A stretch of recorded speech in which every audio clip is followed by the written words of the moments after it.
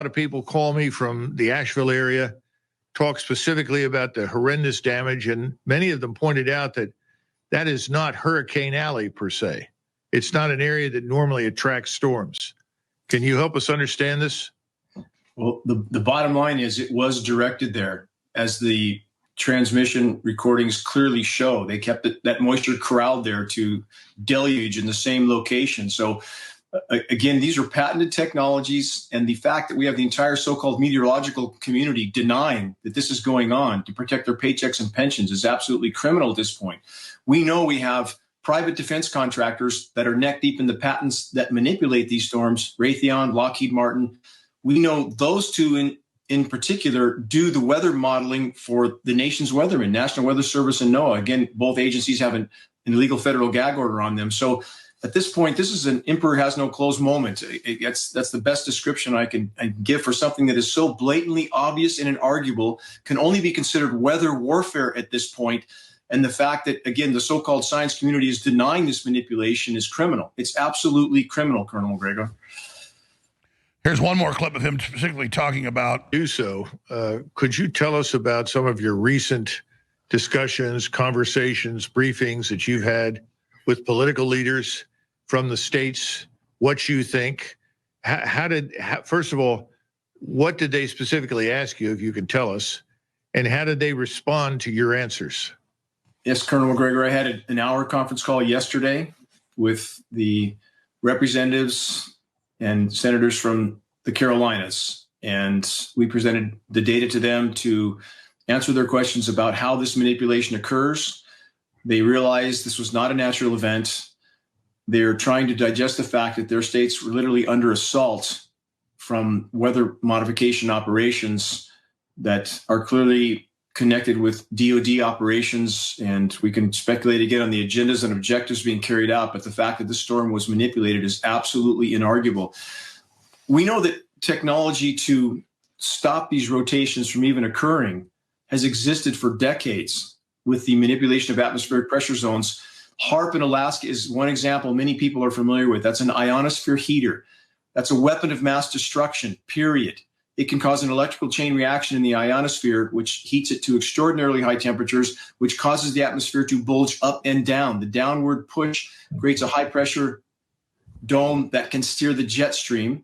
And the same type of manipulation can create low-pressure zones. When they have this type of power over the climate system, they can make or break these storms anytime they want. And again, what we see now is storms kept weaker as they're over the ocean because they're harder to steer until they reach the land-based network of transmitters. And then we have, Colonel McGregor, rapid intensification. You've heard that term probably a lot lately because that's how they manipulate these storms. And again, we have Acapulco last October being the extreme example of rapid intensification, an insignificant low-pressure system developed into the strongest Cat 5 hurricane to ever hit that part of the world in less than 24 hours, laid waste to Acapulco. And by the way, Hurricane John, which just hit Acapulco again as Hurricane Helene was wreaking havoc in the Carolinas, not many people know that. So Acapulco just got dealt another blow.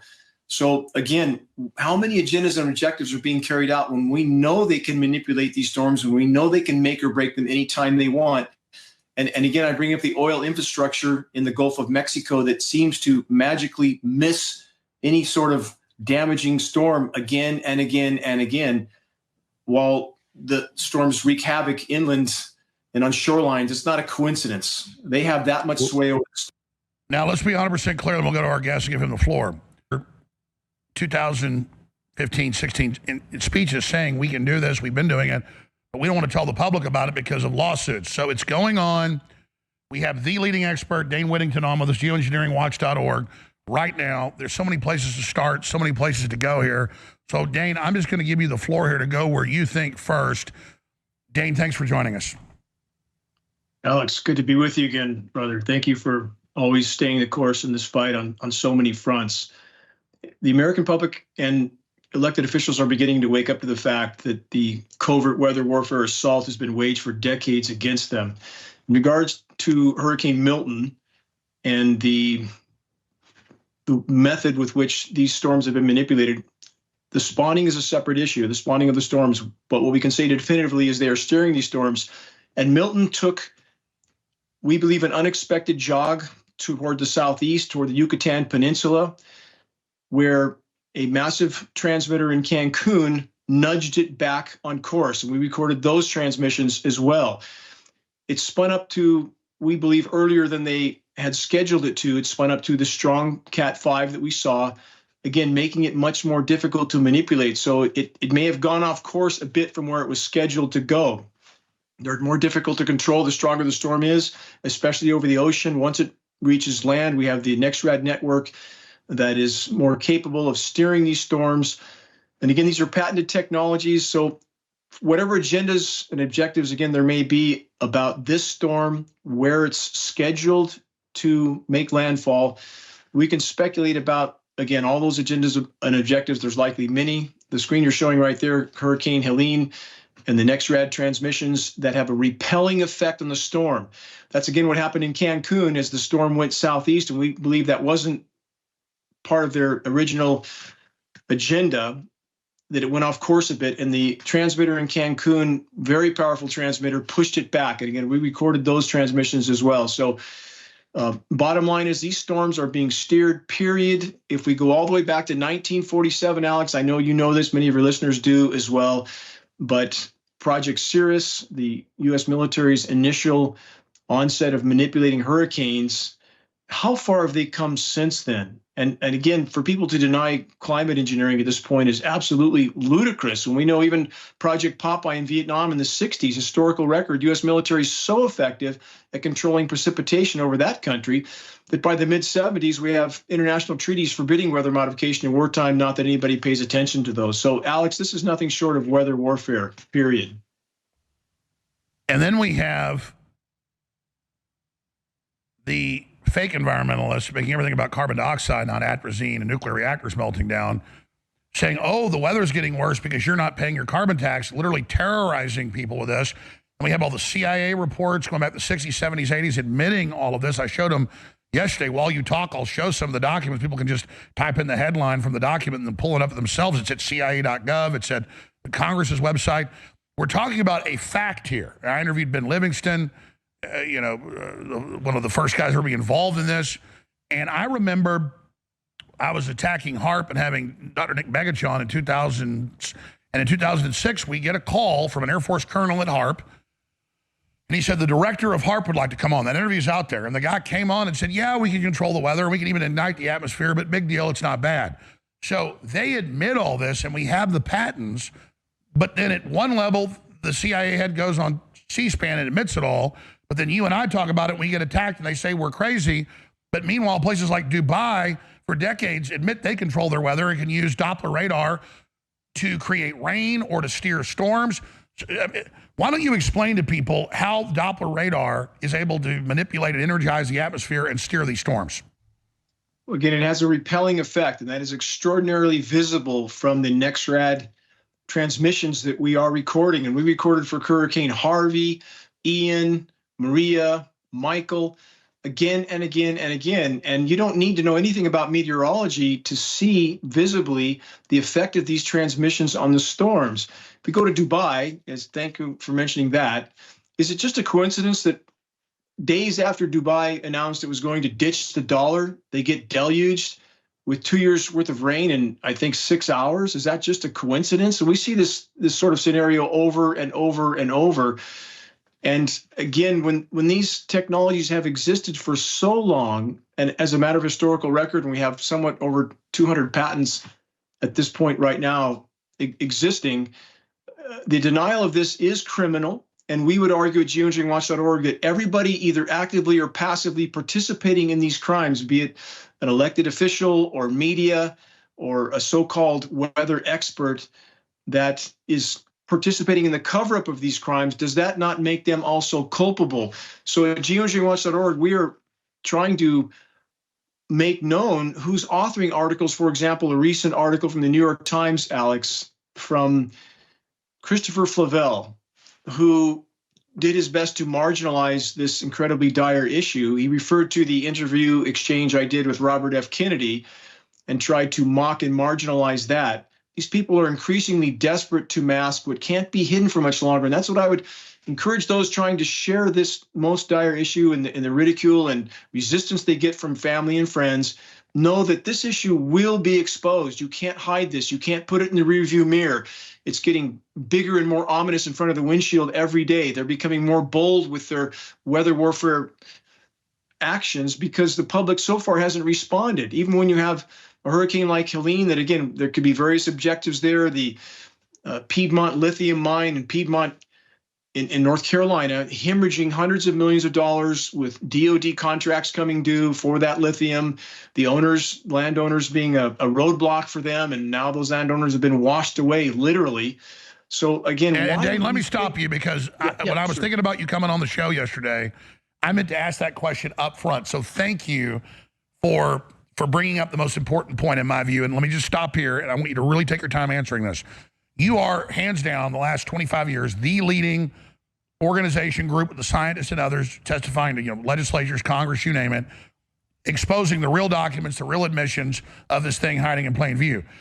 I am seeing explosive awakening to this in the last few years, and it's really at a crescendo now everywhere. People on the street, family, dominating social media, videos with hundreds of millions of views, just all over the place, talking about this. And so you've been hammering away at this. I've been hammering away. So many others have. And it got some traction. It's such a key issue. But now it's really broken into the consciousness. Can you speak to what's happening in your statement that they can't hold this back anymore? The storm of awakening. Certainly, Alex. You and InfoWars have been so pivotal and key in helping to blow this issue out into the open. Your voice is heard around the world. InfoWars is known around the world, and at geoengineeringwatch.org, we're immensely grateful to you and InfoWars for your help with sounding the alarm on this issue. And because of the damage being done by these operations that is manifesting every single day in the DOD response to this, and I don't mean to implicate just the US DOD, we have governments around the globe colluding and cooperating with this issue. In fact, so much so that we know we have historical records of Soviet climate modification scientists touring the US at the height of the Cold War in the 60s, and our scientists going there. So whatever the surface tensions are between these nations, they have definitely been colluding and cooperating on climate engineering operations. So the bottom line, and what's on the screen now, I want to explain that quickly. These are localized, quote, weather modification operations that are designed as a smokescreen to mask the unfathomably larger climate intervention operations. So picture whatever particulate matter is going up on that screen, right, that's shown right now. You might have a few grams of material floating into the sky. Compare that with the KC-135 military tanker that's dumping 100 tons of toxic nanoparticles in one payload.